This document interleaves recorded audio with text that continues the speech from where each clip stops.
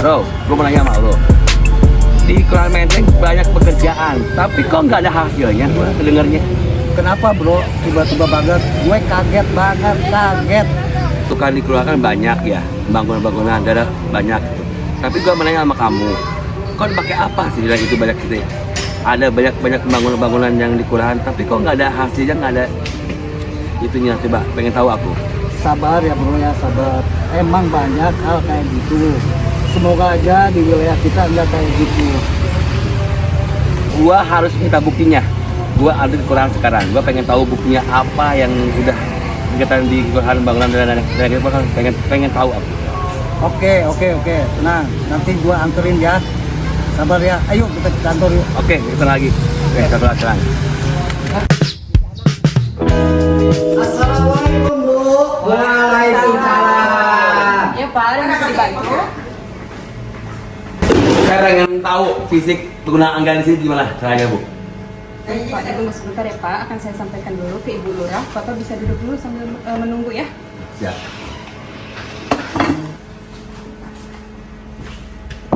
Assalamualaikum Bu.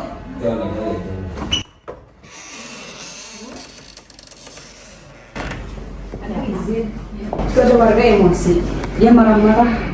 Bertanya tentang transparansi anggaran di wilayah itu gimana Ibu? Dari mana? RT RW berapa? Tadi sih dia belum menyebutkan, cuma dia keburu marah-marah. Ada 2 orang. Oke. Panggil Bu Kasek balik. Baik.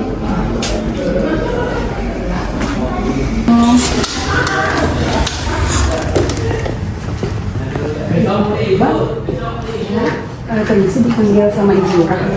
Apa sih? Ya Allah. Biasa ada warga marah-marah. Oh gitu. Ya bertanya tentang transparansi anggaran di wilayah. Oh, oke. Bang, jadi saya datang ke sini, katanya ada warga meributkan terkait pembangunan Sarkas. Ada berapa orang nih? Di sini ada 2 orang.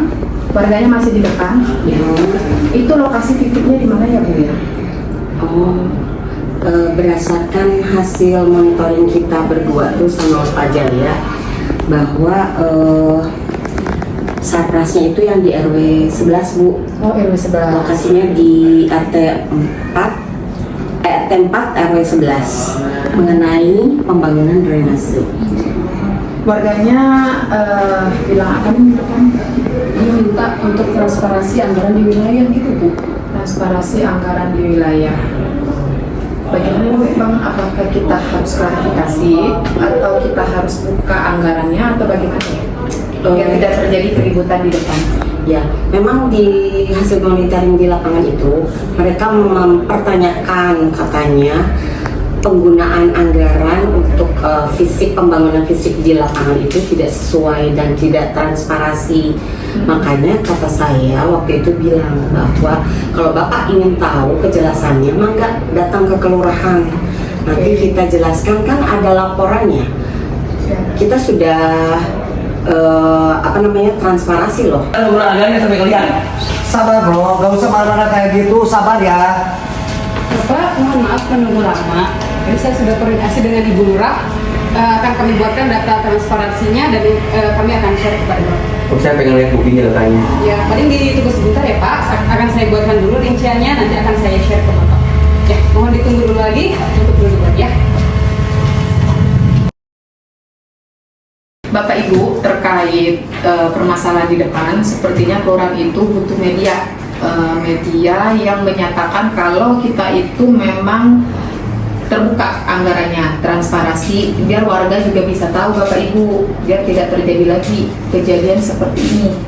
Kira-kira ada ide nggak Bapak Ibu terkait medianya itu? Mas kira dari PM mungkin, dari Ekbang, dari PLKB atau dari rekan-rekan yang lain, Bapak? Itu bagus Bu. Sekarang kan kita ada undang-undang keterbukaan informasi publik. Kenapa kita tidak buka, membuat link website untuk informasikan ke warga melalui portal pengadaan barang dan jasa? Mungkin dari Bu Fitri, gimana Bu Fitri kira-kira? Kita buat website aja seperti yang disampaikan oleh Pak Kem, Bu. Website. Bu Ekbang bagaimana selaku yang mempunyai kegiatan Sarpras? Saya sih setuju.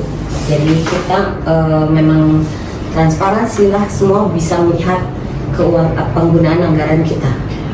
Tetapi permasalahannya sekarang untuk membuat website ini kan kita butuh orang nih. Gimana nih kira-kira dari Tania mungkin ada ide?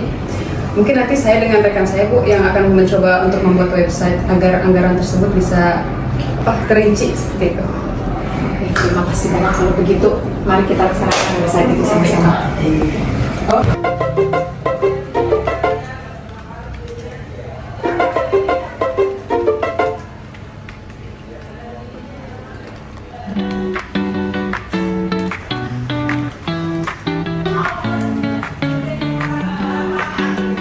Bapak Ibu, Kelurahan Menteng khususnya saya mengajak para warga yang ada di Kelurahan Menteng mengenal apa itu aplikasi Jaga Desa. Aplikasi Jaga Desa yaitu inovasi Kejaksaan Agung untuk mengawal dan mengawasi penggunaan baik desa maupun kelurahan secara real time, mencegah korupsi melalui pemantauan digital dan konsultasi hukum bagi perangkat desa atau kelurahan agar pembangunan desa atau kelurahan berjalan transparan, akuntabel, tepat sasaran.